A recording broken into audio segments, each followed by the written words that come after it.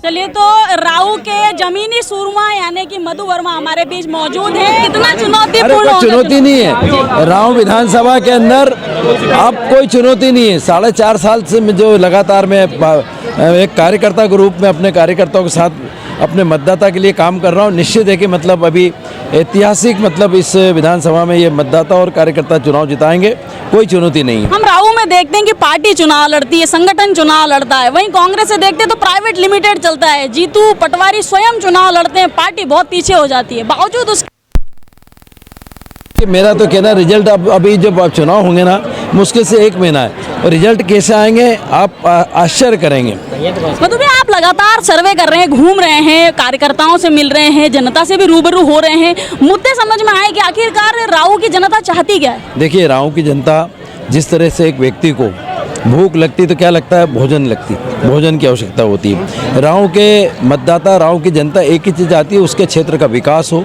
जहां वो रहते हैं उनकी मौलिक सुविधा उनको मिले, रोड, पानी, गटर, ड्रेनेज, बिजली, ये सारी चीज़ चाहती है। और ऐसे तमाम सारी और भी बहुत सारी सुविधाएं, हेल्थ है, शिक्षा है, ये चाहती है। और निश्चित जनप्रतिनिधि से बहुत सारी उम्मीद रहती है, और मैं समझता हूँ मैंने 4.5 साल के अंदर मैंने अपनी राऊ विधानसभा के अंदर काफ़ी काम किए, और निश्चित है बचे हुए काम भी बहुत सारे ऐसी चीज़ें हैं जो अभी हम लोग हमारे घोषणा पत्र के अंदर डालेंगे। निश्चित है कि उस घोषणा पत्र के अंदर हम पूरी विधानसभा में और क्या क्या आवश्यकता है वो सारी चीज़ हम बताएंगे। मंच पे जितने भी अतिथि मौजूद थे, सभी के भाषण में एक चीज़ सामान्य थी कि जीतू पटवारी काम नहीं करते, मतलब काम नहीं करना, उनको केवल हवाबाजी करना है। किसी ने लॉलीपॉप नेता बोला, कुछ बोला, पर जनता फिर भी चुनती है, तो क्या कारण है? पिछली बार गलती हो गई, आपने पिछला चुनाव देखा था, वो 18,500 से जीते थे। मैं जब चुनाव लड़ा 13 दिन के अंदर कितने से 5,500 वोट से।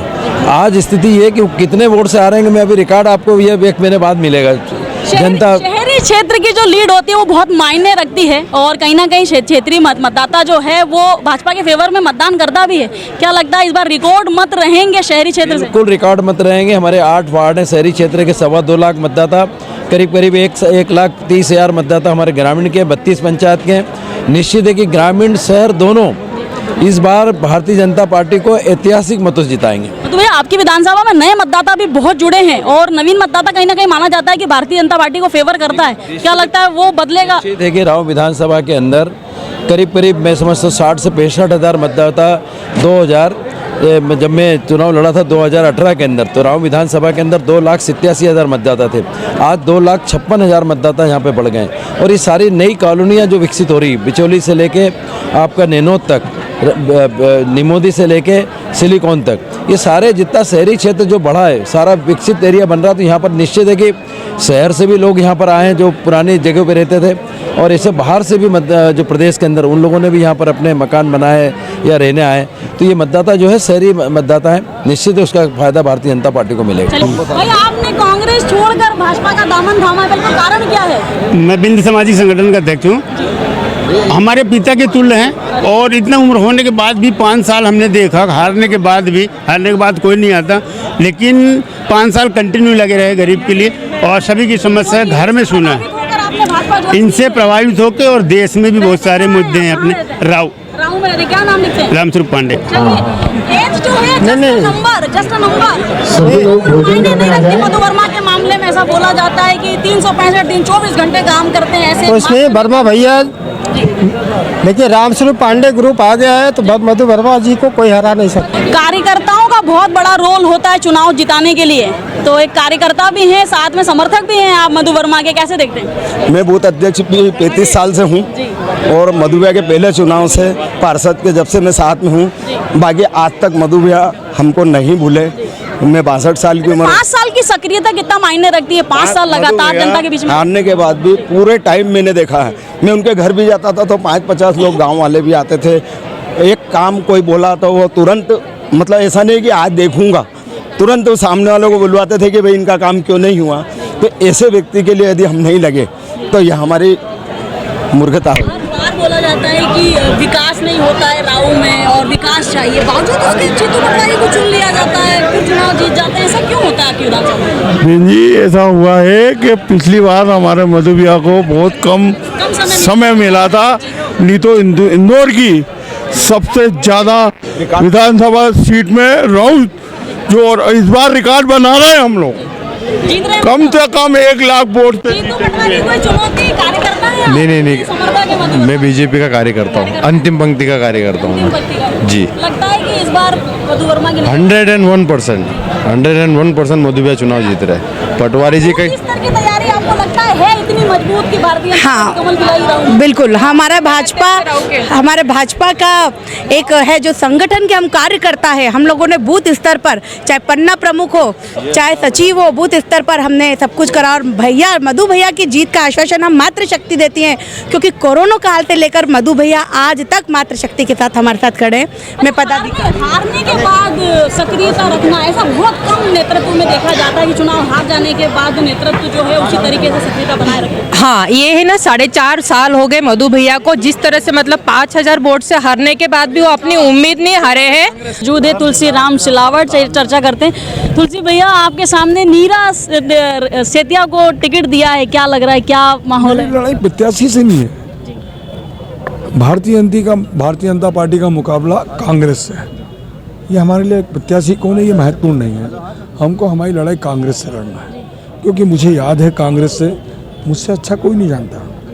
2018 में जो कांग्रेस ने एक उदाहरण दिया, जो वचन पत्र किए तैयार, क्योंकि हमारी सरकार 2018 में कांग्रेस की बनेगी तो हम 10 दिन में कितने लाख माफ़ कर देंगे? 2 लाख। बेरोजगारी भत्ता हमारे राष्ट्र का तरुण उसको देंगे, बेटियों का 21 से 51 बढ़ा का शादियों कर देंगे, स्वसहायता समूह का लोन माफ़ कर देंगे। ये जो 18 में जो 15 महीने निकाले उन्होंने कुछ भी नहीं किया। वचन तो भैया, कांग्रेस तो ठीक है, समय ज़्यादा मिला नहीं, 1.5 साल में सरकार चूंकि गिर गई। भाजपा क्या करने वाली है? सालों भाजपा का शासन रहा है, सालों से मुख्यमंत्री भाजपा के रहे हैं, जनता ने भाजपा पर भरोसा भी जताया, तो हम अपने किए हुए कामों को क्यों नहीं गिनाते? 1.5 साल जाने दीजिए, जो भी हुआ। आपने सिंचाई विभाग मेरे पास है और राष्ट्र में नया कीर्तिमान, एक किसान का बेटा मुख्यमंत्री शिवराज जी बने। 2003 और 4 का उदाहरण दे रहा हूँ, जब सिंचाई का रकबा मध्य प्रदेश में जब कांग्रेस का था मात्र 6 या 7 लाख हेक्टर था, आज किसान का बेटा मुख्यमंत्री शिवराज है, उसके नेतृत्व में लगभग 47 लाख हेक्टर में हम सिंचाई कर रहे हैं। अगला लक्ष्य 2025 में 65 लाख हेक्टर में हम सिंचाई करेंगे। एक आपको मैं बात कर रहा हूँ, एक सपना देश के पूर्व प्रधानमंत्री अटल जी का था, नदियों को नदियों से जोड़ने का। ये आप जानते हैं कि बुंदेलखंड एक एक पानी की कण के लिए तरसता था। उस सपनों को साकार हमारे राष्ट्र के गौरव देश के प्रधानमंत्री मोदी जी ने किया, मुख्यमंत्री शिवराज जी और उत्तर प्रदेश के मुख्यमंत्री ने केन बेतवा लगभग 46,000 करोड़ की योजना, पूरी औपचारिकताएं पूरी हो गई। उसमें मैं आपको बता दूं, एक क्रांतिकारी कदम, हम 8,11,000 हेक्टर में बुंदेलखंड में सिंचाई करेंगे। मध्य प्रदेश और उत्तर प्रदेश को 61 लाख लोगों को पीने का पानी। मध्य प्रदेश के चुनाव को लेकर के क्या मुद्दे हैं तुलसी भैया? किन मुद्दों को लेकर के चुनाव लड़ना चाहती है भाजपा? अभी इजराइल और हमास की बात हो रही है। इजराइल और हमास ठीक है, अच्छा विषय, पर चुनाव तो मध्य प्रदेश में हो रहा है। गंभीर बात की, भारतीय जनता पार्टी का एजेंडा सीधा है, मध्य प्रदेश का विकास, मध्य प्रदेश की प्रगति, मध्य प्रदेश की उन्नति, मेरे अन्नदाताओं का विकास हो, युवाओं को रोजगार मिले, बेटियों का सम्मान हो, समाज के सबसे पीछे नीचे उसका विकास हो, ये संकल्प है हमारा। और मैं आपके माध्यम से बोल रहा हूँ, मध्य प्रदेश में फिर से भारतीय जनता पार्टी की 23 में सरकार बनेगी, ये सेमीफाइनल। सावन सोन का टिकट मांग रहे थे सावेर से, और मान लीजिए तो मतलब कोई अभी किसी प्रकार का कमोवेश बना हुआ है या फिर आपको कुछ लगता है क्या? अरे ये भाजपा की परिवार बन के चुनाव लड़ना है, मतलब वो परिवार का हिस्सा ही है, मेरे से ज्यादा सीनियर है भारतीय जनता पार्टी। सावेर को क्या स्वरूप देखना चाहते हैं आप? कैसा हो सपनों का सावेर? क्योंकि चूंकि विधानसभा है आपकी, चुनाव जीत जाते हैं तो 5 साल काम भी आप ही को करना है, तो सपने का सावेर कैसा होगा? सावेर सपनों का एक संकल्प है। मेरी कोशिश, मेरा प्रयास, मेरा प्रयत्न होगा, जो मध्य प्रदेश में 230 विधानसभा है, मेरी सावेर सर्वश्रेष्ठ हो, ये मेरा संकल्प है। तो ये थी हमारी सांवेर से प्रत्याशी जी हाँ तुलसीराम सिलावट से चर्चा। कुछ कार्यकर्ता मौजूद है, आइए उनसे चर्चा करें। उम्मीद नहीं हमारे बीच प्रदेश के उपाध्यक्ष और राऊ किसान जी हाँ जीतू जिराती मौजूद हैं, उनसे चर्चा करेंगे क्योंकि अगर राऊ की ना है जनता को फतेह करना है तो वाकई में जीतू जिराती की जो भूमिका होगी वो श्री कृष्ण की भूमिका होगी और ये युद्ध लड़ना है अर्जुन को श्री कृष्ण की भूमिका में हैं आप जीतू भैया। और वाकई में अगर मधु वर्मा की नैया पार करनी है तो जीतू जिराती को कमर कसनी होगी। देखिए, मैं तो बहुत सौभाग्यशाली हूँ कि मधु वर्मा जी की नैया तो पार हो रही है, मैं भी उसमें बैठ लिया।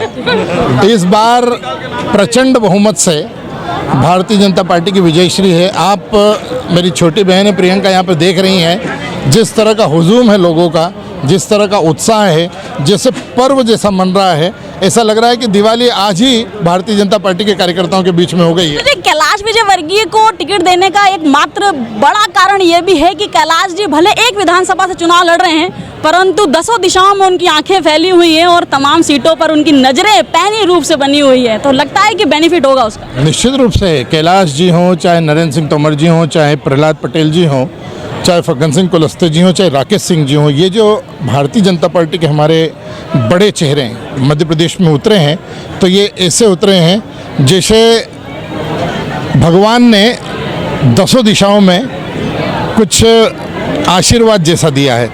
इन सब लोगों के आते से ही सारे कार्यकर्ताओं में एक उत्साह का संचार हुआ है।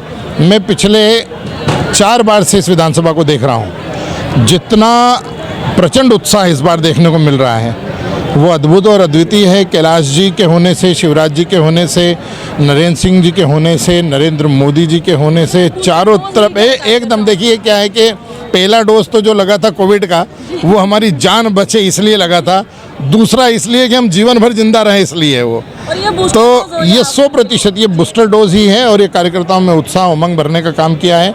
और मैं राऊ की तमाम जनता से आपके माध्यम से ये आग्रह भी करूँगा कि सच में अगर विकास में विश्वास करना है तो भारतीय जनता पार्टी के साथ में जाना। भैया हम हमेशा विकास की बातें करते हैं कि जीतू पटवारी काम नहीं करते हैं, हवाबाज नेता हैं, केवल भाषण देना जानते हैं, काम करना नहीं जानते, साइकिल चलाना जानते हैं पर डेवलपमेंट की परिभाषा को नहीं समझते। और बावजूद उसके आखिरकार कारण क्या है, क्यों जीतू पटवारी को यहाँ की जनता चुनती है? देखिए, मैंने ऐसा नहीं कहा कभी भी, यहाँ की जनता कहती है जो आप तक पहुँचती है और आपके माध्यम से मुझे पता चलता है, मुझे तो पता ही है।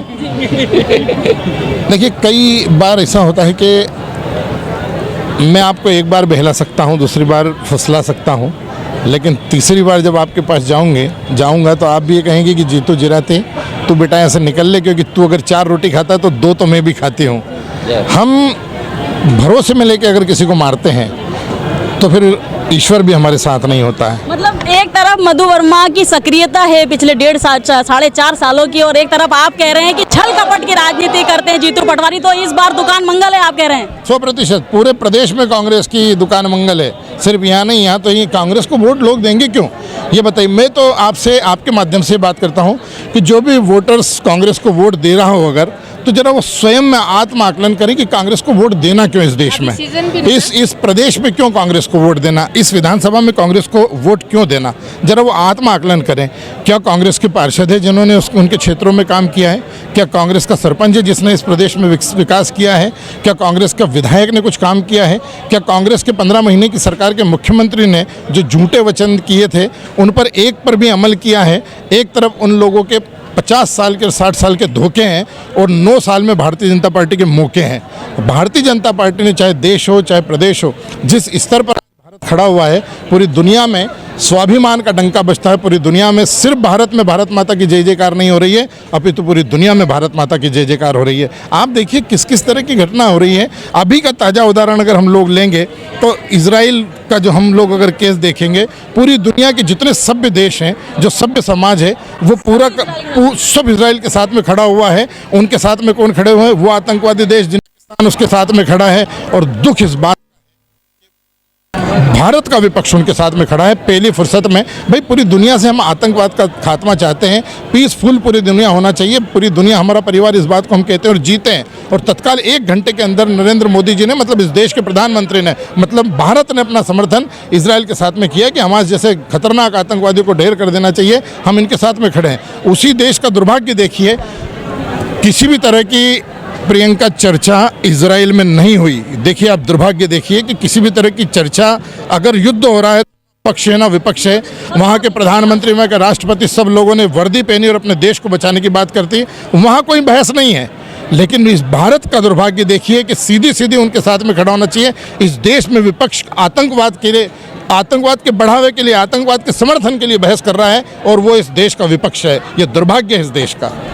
तो सभी का साथ है और सभी के साथ इस बार राऊ के सूरमा साबित होंगे। जी हाँ, मधु वर्मा, ऐसा कहना है जीतू जिराती का। कारण यह है कि सभी कंधे से कंधा मिला करके ये प्रयास कर रहे हैं कि कैसे भी करके अब की बार जो है परिवर्तन की लहर आए और जीतू पटवारी जो है चुनावी शिकस्त झेलें। पर क्या वास्तव में राऊ की जनता ऐसा चाहती है? क्या वाकई में राऊ में होगा कोई परिवर्तन? क्या मधु वर्मा कर पाएंगे कोई करिश्मा? क्या होगा मधु वर्मा का राजनीतिक भविष्य? जानने के लिए देखते रहिए रेड 9 टीवी और मुझे दे दीजिए इजाजत।